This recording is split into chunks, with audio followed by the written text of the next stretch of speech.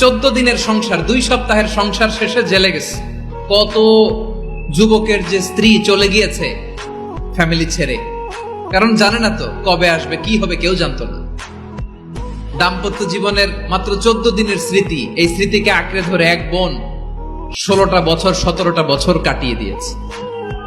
আমি নিউজটা দেখে ভাবলাম, আমার এই বোনের প্রতিটি দিন কিভাবে কেটেছে, প্রতিটি রাত কিভাবে কেটেছে, প্রতিটি ক্ষণ কিভাবে কেটেছে।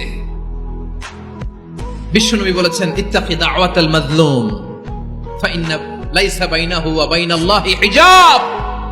মাজলুমের কান্নাকে ভয় করো, কারণ মাজলুমের কান্না আর আল্লাহর মাঝে কোনো পর্দা থাকে না।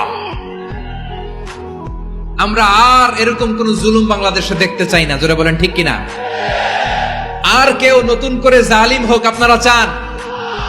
আবার নতুন করে কেউ ফ্যাসিস্ট হোক আপনারা চান? এক দল আরেক দলকে নিশ্চিহ্ন করার রাজনীতিতে মেতে উঠুক, এটা আপনারা চান? আমরা বাংলাদেশকে আদল দিয়ে সাজাতে চাই।